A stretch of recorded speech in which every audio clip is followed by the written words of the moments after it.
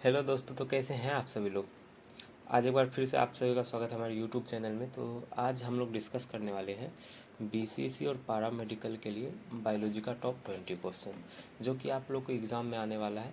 और यही, ऐसा नहीं कह रहे कि यही सेम टू सेम क्वेश्चन आएगा, लेकिन अगर आप ये क्वेश्चन को कर लेते हैं तो आपसे मैक्सिमम क्वेश्चन बन जाए, क्योंकि हम लोग ऐसा ऐसा क्वेश्चन लाए हैं जिससे कि आपको मतलब बहुत सारा कॉन्सेप्ट भी क्लियर होगा, और मल्टीपल मतलब हमारे एक क्वेश्चन से आपका 3-4 कॉन्सेप्ट क्लियर होगा, जिससे कि आप लोग एग्ज़ाम में इजीली क्वेश्चन को सॉल्व कर सकते हैं। तो बिना किसी देरी के चलिए शुरू करते हैं क्वेश्चन नंबर 1।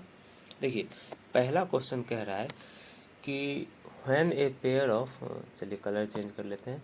हाँ, when a pair of leaves arise at each node, यानी कि मान लीजिए एक कोई स्टेम है। स्टेम का जो ये पॉइंट होता है इसको क्या बोलते हैं? नोड बोलते हैं।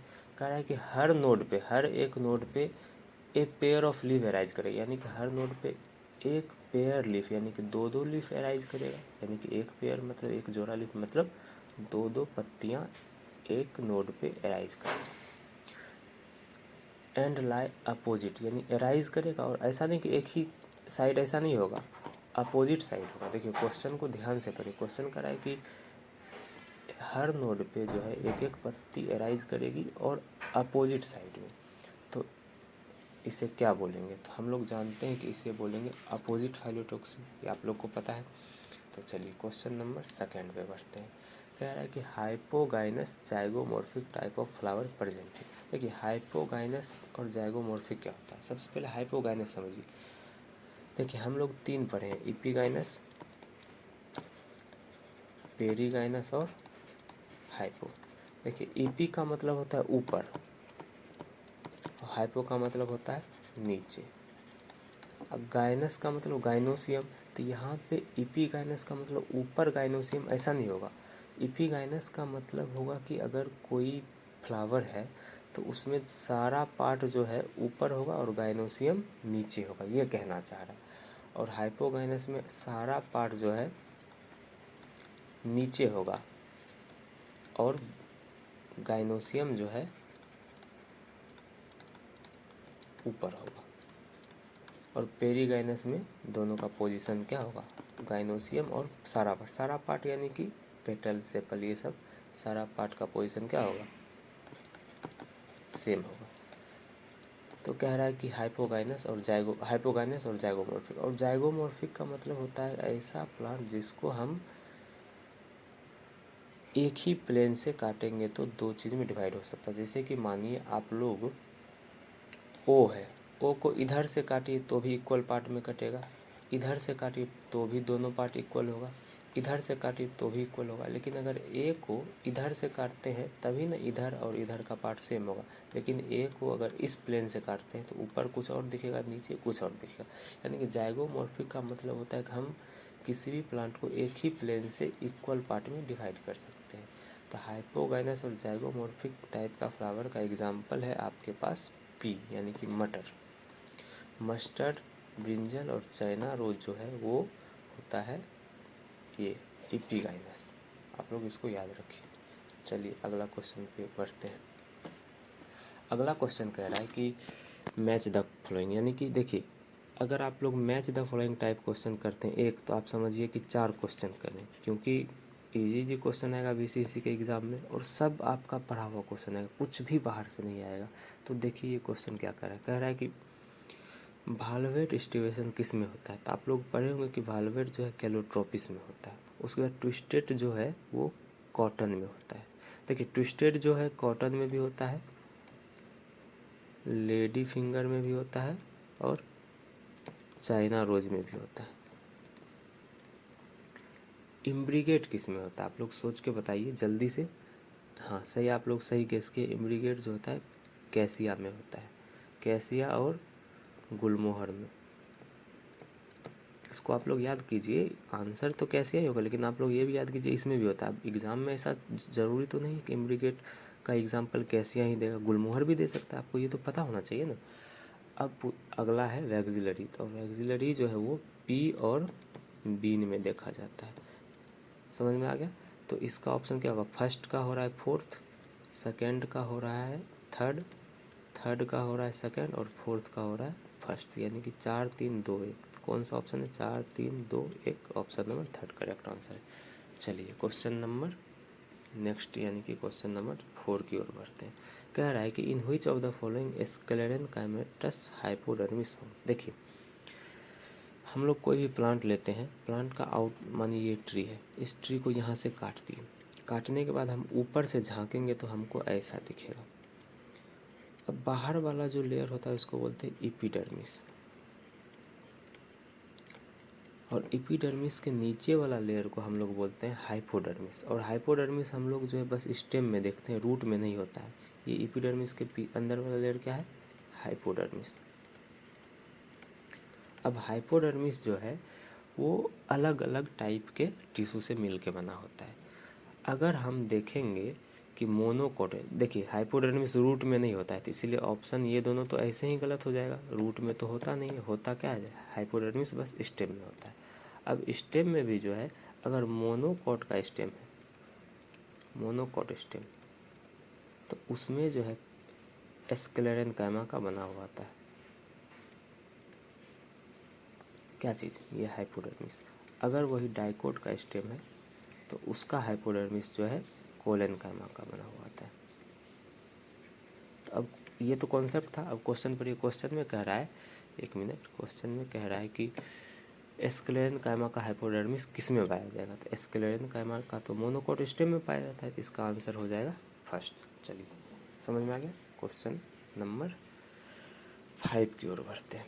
क्वेश्चन नंबर 5 है कि growth in plant is largely restricted to specialised region of active cell division is called. देखिए प्लांट जो होता है, जैसे कि मान लीजिए ये कोई प्लांट का रूट है, ये रूट है और ये प्लांट का स्टेम है, इसमें फ्लावर वगैरह है, फ्रूट वगैरह है, जो भी सब कुछ है। अब प्लांट में क्या होता है, कुछ एपिडर्मिस होता है, सॉरी कुछ मेरिस्टेमेटिक रीजन होता है जहाँ पे हमेशा ग्रोथ होते रहता है। जैसे कि यहाँ पे पाया जाएगा स्टेम के टिप पे, रूट के टिप पे। ये सब एक ऐसा रीजन होता है जिसमें सेल का जो है डिवीज़न हमेशा होते रहता है, कभी सेल डिवीज़न स्टॉप नहीं होता है। तो इसीलिए यहाँ पे जो है प्लांट जो है हमेशा ग्रोथ करते रहता है, सेल डिवीज़न होते रहता है। तो इस रीजन का नाम होता है मेरिस्टेम। मेरिस्टेम। तो वही पूछ रहा है कि ग्रोथ जो है किस रीजन में हमेशा होते रहता है? तो मेरिस्टेम रीजन में होते रहेगा। चलिए अगला क्वेश्चन की ओर बढ़ते हैं। Question number 6। क्वेश्चन कर रहा है कि इन ग्रासेस, देखिए जब भी आपको ग्रास वर्ड यूज किया दिखे तो आप समझ जाइए हमको मोनोकोट का बात कर रहा है। किसका बात कर रहा है? मोनोकोट। कह रहा है कि in grasses certain adaxial epidermal cell along with vein modified themselves into large empty colorless cell H. देखिए जब भी आपको लार्ज एम्प्टी कलरलेस वर्ड दिखे एग्जाम में तो आप सिंपल मारिए बुलीफॉर्म सेल। अगर बुलीफॉर्म सेल दिखे तो आप तुरंत दिमाग में लगे लार्ज एम्प्टी और कलरलेस। तीसरा, ये पहला बात हो गया। दूसरा बात ये होगा कि ये किस में पाया जाता है? ग्रास यानी कि मोनोकॉट में पाया जाता है। दो बात हो गया, पहला है कि बुलीफॉर्म सेल का मतलब लार्ज एम्प्टी कलरलेस। दूसरा ये पाया कहाँ जाता है? मोनोकॉट या फिर ग्रासेस। ग्रास क्या है? मोनोकॉट का एग्जाम्पल है। और तीसरा ये एडेक्सियल एपिडर्मल पे पाया। देखिए एडेक्सियल में और एबैक्सियल दो वर्ड होता है, एक होता है एडेक्सियल और एक होता है एबैक्सियल। दोनों में क्या अंतर है? मानिए ये लीफ है, ये लीफ है, तो लीफ का ऊपर वाला पार्ट को बोलते हैं एडेक्सियल, और नीचे से जो हमको अभी दिख नहीं रहा है नीचे वाला पार्ट, यानी कि पीछे से अगर यहाँ पे आंख लगा के देखेंगे तो जो दिखेगा वो होता है एबैक्सियल। तो ये बुलीफॉर्म सेल जो हमेशा ऊपर में होता है यानी कि एडेक्सियल पोजीशन पे होता है।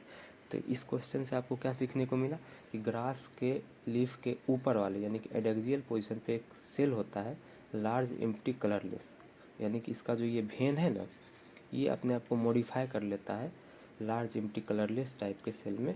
इस सेल का नाम होता है बुलीफॉर्म सेल। और इसका काम क्या होता है?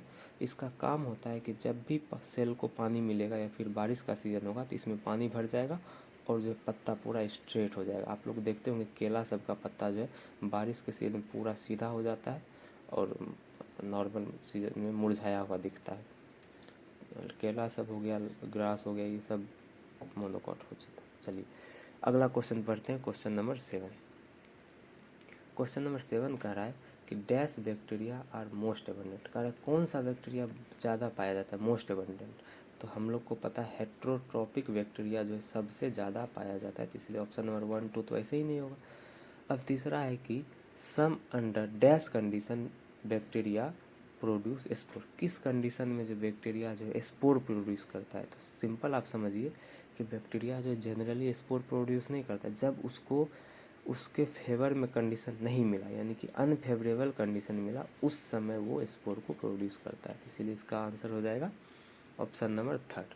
तो चलिए क्वेश्चन नंबर 8 की ओर बढ़ते हैं। देखिए क्वेश्चन नंबर 8 कह रहा है कि MW. Beijerinck demonstrated that extract of infected plant of dash, कौन सा प्लांट के बारे में बात किया था। तो सोयाबीन के बारे में ऐसा तो कुछ बात नहीं किया था, बात किया था टोबैको यानी कि तंबाकू प्लांट के बारे में। और इसी से ऑप्शन आ जाता है, आगे पढ़ने का जरूरत भी नहीं है, लेकिन पूरा पढ़िए, आपको कॉन्सेप्ट भी तो सीखना है। एग्ज़ाम में अगर बनाइएगा तो पूरा नहीं पढ़ना है, अगर आंसर आ गया तो आंसर टिक लगा के आगे बढ़ जाना है। ऐसा नहीं कि अब पूरा हम खुद ही को समझाएंगे एग्ज़ाम में, ऐसा थोड़ी होगा। एग्ज़ाम में तो आंसर टिक करना है ना। आगे पढ़ते हैं। Cause infection in healthy plant and fluid is called as infectious living fluid, इसको बोलते हैं। समझ में आ गया। चलिए कुछ कुछ क्वेश्चन है याद करने वाला चीज़ है, तो उसको समझाया नहीं जा सकता, आप लोग उसको याद कर लीजिए। जो समझाया जा सकता है हम वो तो समझा ही रहे। चलिए कह रहा है कि study the statement and select incorrect, यानी कि इस सब स्टेटमेंट को पढ़िए और इसमें से गलत क्या है वो बताइए। देखिए पहले सही क्या क्या है वो भी आपको बताएंगे, और गलत क्या है वो भी बताएंगे, और गलत वो कैसे है ये भी बात बताएंगे। तो चलिए पढ़ते हैं। The spore of slime mould possess true wall, क्या स्लाइम मल्ड का जो स्पोर में ट्रू वॉल होता है, सही बात है। दे आर एक्सट्रीमली रेसिस्टेंट, हाँ ये रेसिस्टेंट होता है। And survive for many year, बहुत साल तक जिंदा रह सकता है। इवन अंडर एडवर्स कंडीशन, हाँ ये प्योर एनसीईआरटी का लाइन है और ये सही बात है। अगला, the pigment of euglenoids are identical to those present in higher plant, यानी कि यूग्लिना में जो भी पिगमेंट होता है हायर प्लांट में वो पिगमेंट भी होता है, यानी कि हायर प्लांट और यूग्लिना का जो पिगमेंट होता है वो सेम होता है। हाँ बिल्कुल सेम होता है। क्लोरोफिल ए जो है यूग्लिनॉइड में भी होता है और हायर प्लांट में भी होता है। हायर प्लांट यानी कि हम लोग जो पढ़ते हैं मोनोकोट डाइकोट, मैंगो हो गया, पीपल हो गया, ये सब हायर प्लांट हो गया। चलिए ऑप्शन नंबर 3 पढ़ते हैं। गाइनोलैक्स इज मेंबर ऑफ क्रोसोफाइट्स, देखिए यही पे गलत हो गया।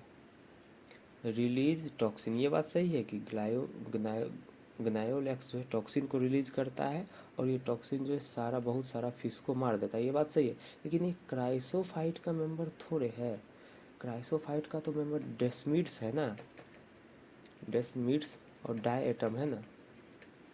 ग्नायोलैक्स तो डाइनोफ्लैजिलेट का मेंबर है ना। तो ये ऑप्शन गलत हो गया ना, तो हमसे पूछ रहा है गलत कौन है, तो यही 3rd आंसर ही होगा। और 4th नंबर ऑप्शन भी आप समझिए। चलिए थोड़ा खिचपिच हो गया यहाँ पे, आप बस क्या गलत है वो आपको दिखा दिए कि ये ऑप्शन जो है यहाँ पे गलत है। आगे पढ़िए, ये भी सही है, ये भी सही है, और ये देखिए in diatom cell wall form two thin overlapping cell which fit together as in soap box, हाँ बात तो सही है। तो जो सही है वो हमारा आंसर नहीं है, क्योंकि हमसे पूछा गया है गलत। तो ऑप्शन नंबर 3rd हो जाएगा। चलिए क्वेश्चन नंबर 10 की ओर बढ़ते हैं। कह रहा है कि what is common in Euglena and Fucus. देखिए यूग्लिना और फ्यूकस में क्या कॉमन है, तो यूग्लिना किसका है, तो प्रोटिस्टा का मेंबर है, और फ्यूकस जो है प्लांट का मेंबर है, प्लांट यानी कि एल्गी का।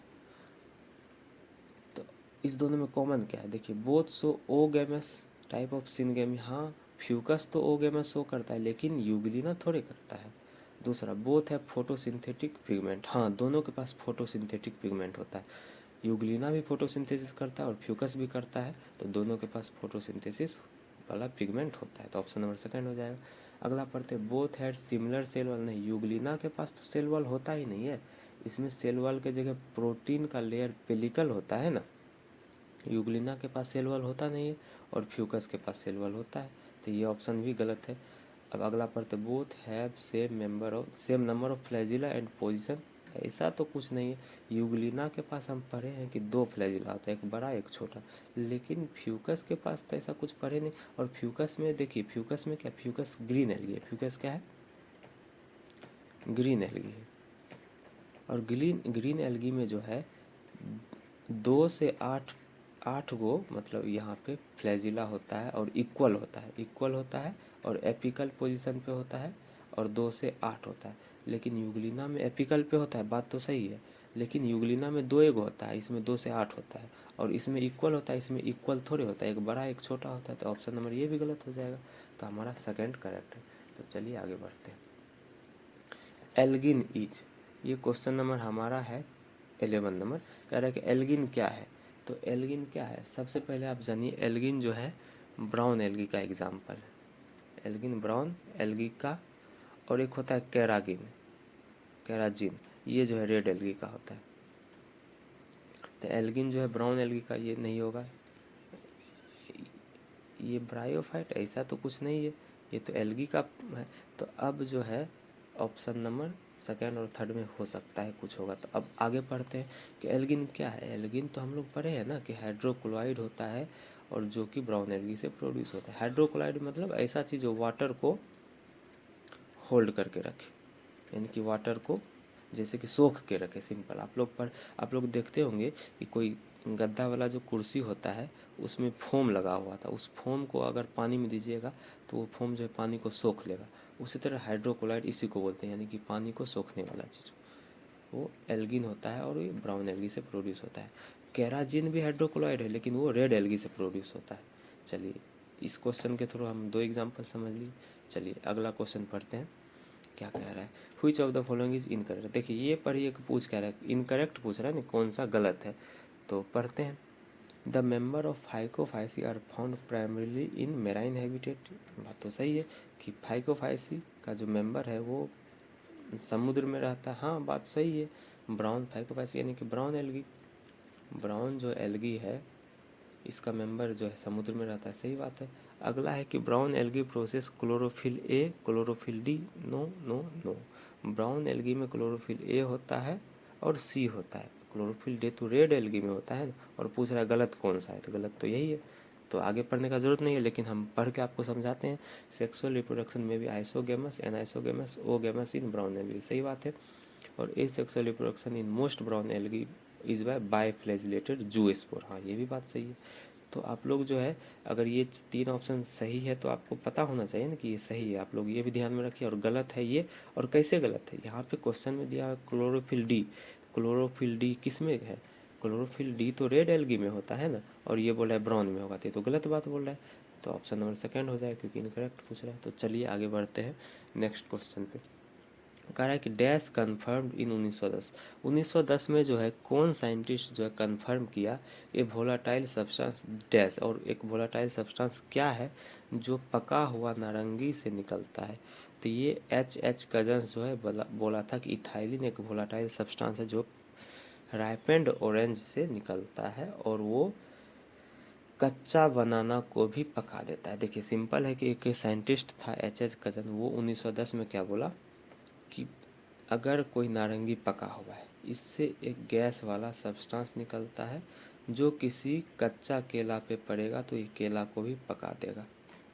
ये बात बोला था कौन, एच कजन्स 1910 में। और ये बात जो है ये जो गैस निकल रहा है इस गैस का नाम बोला इथाइलिन। चलिए अगला क्वेश्चन पे बढ़ते हैं। Question number 14। क्वेश्चन क्या कह रहा है कि dash provide the medium for enzymatic activity need for growth. जो इस चारों में से जो है कौन जो है मीडियम प्रोवाइड करता है जिसमें कि इंजाइम अपना एक्टिविटी कर सके। तो इंजाइम कहाँ पे अपना एक्टिविटी करता है, वाटर में करता है। अगर कोई सेल है, सेल में क्या होता है साइटोप्लाज्म, यानी कि वाटर बहुत सारा होता है, इसी साइटोप्लाज्म में ना सारा इंजाइम एक्टिविटी करता है। तो इसका आंसर हो जाएगा वाटर। चलिए आगे बढ़ते हैं।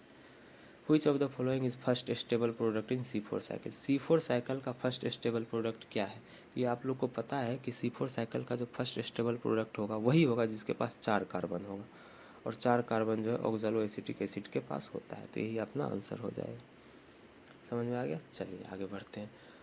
देखिए ये सारा क्वेश्चन जो NCERT का, ऐसा नहीं कुछ भी बाहर से, कुछ भी 1% भी बाहर से नहीं, 100% NCERT का क्वेश्चन करा रहे हैं। और यही सब टाइप का क्वेश्चन आता है और ये इजी क्वेश्चन आता है। तो चलिए क्वेश्चन नंबर हम 6 पढ़ते हैं। क्वेश्चन नंबर 16 पढ़ते हैं। Which of the following is not a plant factor regulating photosynthesis. कह रहा है इस चारों में से कौन सा फैक्टर वो जो है जो फोटोसिंथेसिस में मदद नहीं आता है। तो एज ऑफ लीफ, ये तो अगर पुराना लीफ होगा तो फोटोसिंथेसिस अच्छे से नहीं कर पाएगा, नया लीफ होगा तो करेगा। तो लीफ का एज तो आता है। दूसरा नंबर ऑफ मीजोफिल सेल, हाँ अगर किसी सेल में कम मीजोफिल है सेल है तो कम फोटोसिंथेसिस करेगा, ज़्यादा मीजोफिल सेल है तो ज़्यादा फोटोसिंथेसिस करेगा, ये भी एक फैक्टर है। तीसरा atmospheric CO2 concentration. Atmospheric CO2 concentration ऐसा तो हम लोग कुछ नहीं पढ़े हैं, एटमॉस्फेरिक CO2 कंसंट्रेशन जैसा तो कुछ नहीं पढ़े, लेकिन उसके अगला पढ़िए अमाउंट ऑफ क्लोरोफिल। अगर क्लोरोफिल का अमाउंट किसी में कम है किसी में ज़्यादा है तो वो तो इफेक्ट कर सकता है ना। मानिए किसी में 10 गो क्लोरोफिल है तो उसमें फोटोसिंथेसिस मानिए थोड़ा सा हो रहा है, लेकिन किसी में अगर 100 क्लोरोफिल है तो उसमें फोटोसिंथेसिस तो मतलब बहुत ज़्यादा होगा ना, समझ में है ना। तो इसीलिए इसका ऑप्शन नंबर हो जाएगा थर्ड कि एटमॉस्फेरिक CO2 कंसंट्रेशन पे कोई डिपेंड नहीं करता, क्योंकि एटमॉस्फेयर में CO2 तो है ही ना। अगर CO2 नहीं रहता एटमॉस्फेयर में तब तो दिक्कत होता।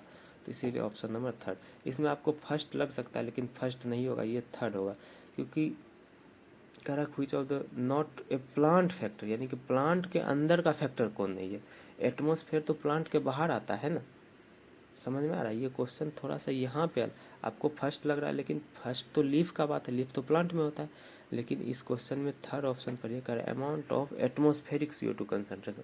अब एटमॉस्फेयर में CO2 कितना है नहीं है ये तो अफेक्ट करता है, लेकिन ये प्लांट फैक्टर थोड़े है, ये तो एक्सटर्नल फैक्टर है ना। चलिए अगला क्वेश्चन पढ़ते हैं, क्वेश्चन नंबर 17। ये एसर्शन रीजन टाइप का क्वेश्चन है, ये आपके एग्ज़ाम में दिख सकता है और दिखा भी है, प्रीवियस ईयर में दिखा भी है। तो ऐसा नहीं कि नया क्वेश्चन ही है, एग्जाम में आएगा और बहुत इजी क्वेश्चन। देखिए पढ़िए, कह रहा है कि इन C4 plant oxygenase activity of Rubisco is generally absent. बात तो सही है, C4 प्लांट में जो है रुबिस्को का ऑक्सीजनेज एक्टिविटी नहीं होता है। तो किस में होता है, C3 प्लांट में होता है, C4 में नहीं होता है। अब रीज़न दिया है कि C4 प्लांट में have CO2 concentration mechanism toward Rubisco. हाँ ये बात सही है कि C4 प्लांट में जो है रुबिस्को के तरफ CO2 का कंसंट्रेशन ज़्यादा होता है, इसीलिए जो है ऑक्सीजनेज एक्टिविटी एब्सेंट होता है। ये भी सही है और ये भी सही है। और एसर्शन जो है, रीज़न जो है एसर्शन को एक्सप्लेन भी करा है, तो इसलिए इसका ऑप्शन क्या हो जाएगा, both assertion and reason are correct and reason is correct explanation of. हाँ ये आंसर होगा। चलिए 18 नंबर क्वेश्चन पे बढ़ते हैं। क्वेश्चन नंबर 18 कह रहा है कि read the following statement carefully. ये जो चार ऑप्शन है इसको अच्छे से ध्यान से पढ़िए। Select true statement and select correct option from the given. अब इसमें से बताइए कि सही कौन कौन सा है।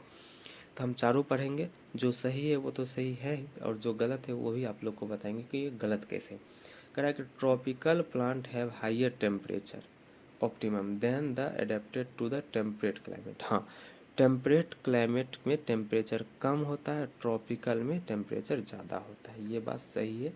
आप लोग अगर नहीं पता था तो याद रख लीजिए, टेम्परेट क्लाइमेट में टेम्परेचर का ज़रूरत कम टेम्परेचर का ज़रूरत पड़ता है। अब सेकेंड ऑप्शन नंबर बी पढ़िए, C4 plant respond to lower temperature. यही गलत हो गया, C4 प्लांट जो हाइयर टेम्परेचर को रिस्पॉन्ड करता है ना, C3 प्लांट लोअर को रिस्पॉन्ड करता है, C4 प्लांट तो हाइयर टेम्परेचर को रिस्पॉन्ड करता है। तो ये ऑप्शन यहीं पे गलत हो गया। Option number third C number, temperature does not effect to the dark reaction of photosynthesis. अरे ये तो सरासर गलत है। टेम्परेचर तो डार्क रिएक्शन को ज़्यादा इफेक्ट करेगा ना, क्योंकि डार्क रिएक्शन जो है ऐसा रिएक्शन है जिसमें इंजाइम का ज़रूरत पड़ता है, और इंजाइम का ज़रूरत जहाँ भी पड़ेगा वहाँ पे टेम्परेचर का रोल होगा।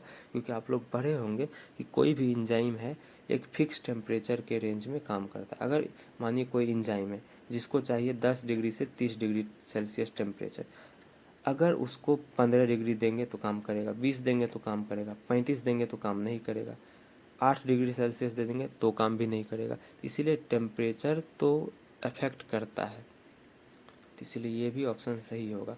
तो चौथा पढ़ते हैं, कह रहा है कि dependency of plant on temperature for photosynthesis also depend on habitat of plant.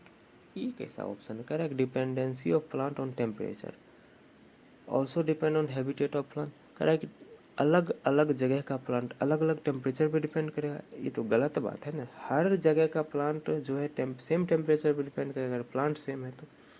इसीलिए ऑप्शन नंबर बी और डी तो गलत हो जाएगा, तो बी ये ऑप्शन नहीं होगा, बी इसमें भी है और डी भी गलत है, ये इसमें भी है, तो इसीलिए ऑप्शन नंबर थर्ड यानी कि ए और डी सही है।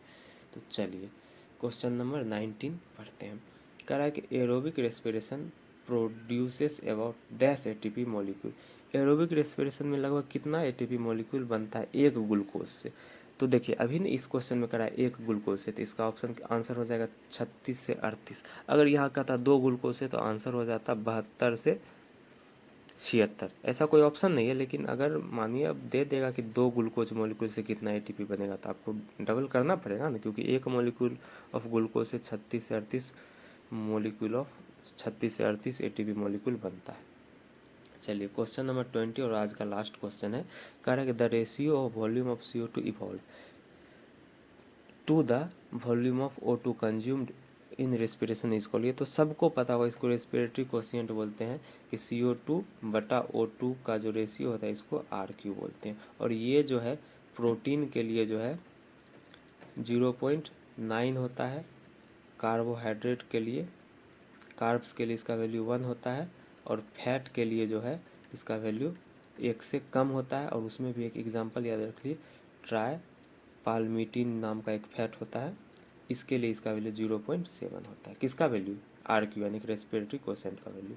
तो चलिए आज का वीडियो हम यहीं पे समाप्त करते हैं। आप लोग आए हमारे चैनल पे, इसके लिए दिल से आप लोग को थैंक यू। अगर आप लोग को वीडियो अच्छा लगा हो तो आप लोग लाइक करिए।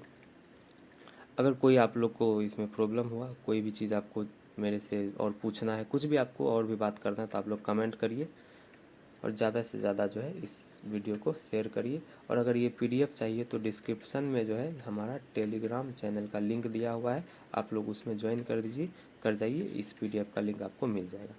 तो मिलते हैं अगले वीडियो में, तब तक के लिए बाय बाय, नमस्कार, थैंक यू।